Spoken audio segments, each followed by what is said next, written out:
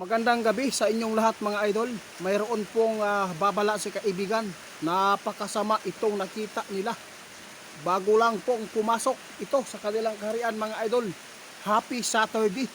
Ingat po tayo mga idol. Dahil napakadelikado ang nakita ng ating kaibigan kung saan ito ay pumasok doon sa kanilang kaharian. Ang itong impormasyon na to.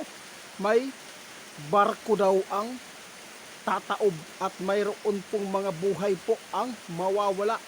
Guys, bukas Sunday magsimba kayo, no? Magsimba kayo dahil yan lang po ang ating sandata ngayong panahon na to, sa sobrang sama na ang panahon. Pakinggan po ninyo ang bagong impormasyon na pumasok sa kanilang kaharian. Di pasayruhan na barko, mga pasahero, mag-ingat at maging alisto lagi, kaibigan.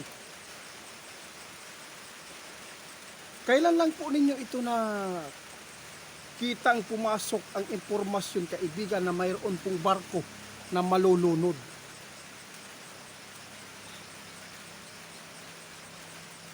Paktay na mga idol, oh.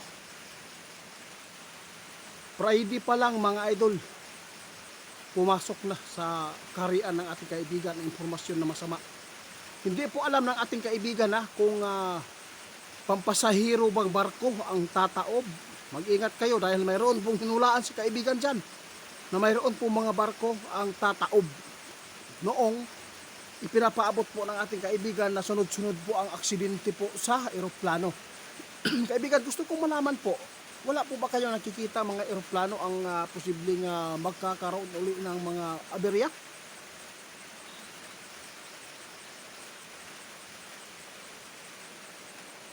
Nako mga idol, alam na po ninyo kung ano ang ibig sabihin ng ating kaibigan. Kung ano man po ang nangyayari noon, mangyayari pa rin ngayon.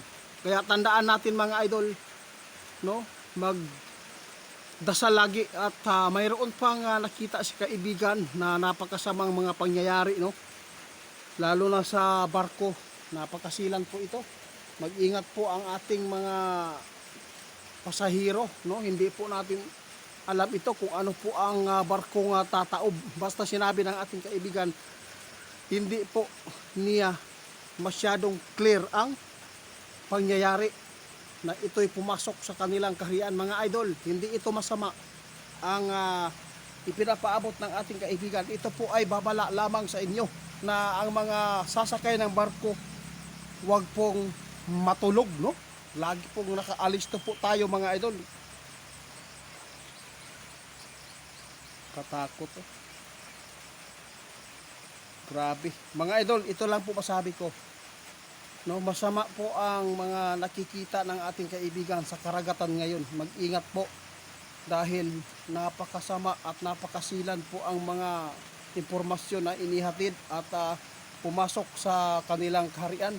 Ito po ay ginawa ng ating kaibigan na ipaabot kasi para ang mga tao lagi pong makapaghanda kung anuman po ang pwede nating magagamit dyan sa loob mismo ng mga barko.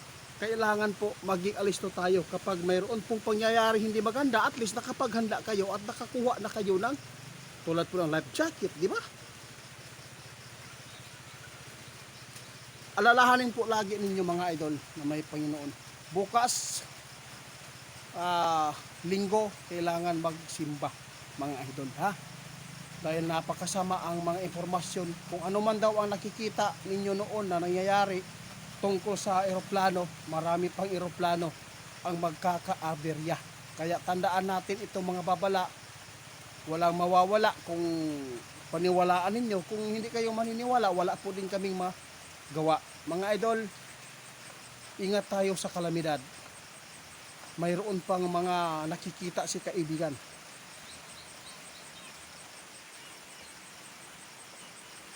Paas na ko kaibigan, grabe naman yan. Guys, tandaan ninyo si kaibigan ngayon, mayroon pang ipapaabot ngayong Saturday.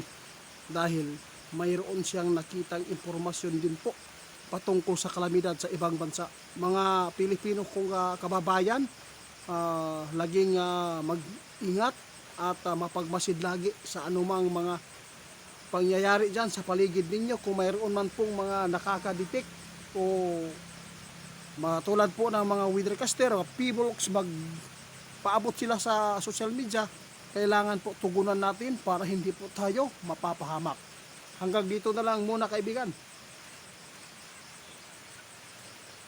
Sige guys. Pakinggan po ninyo guys ha.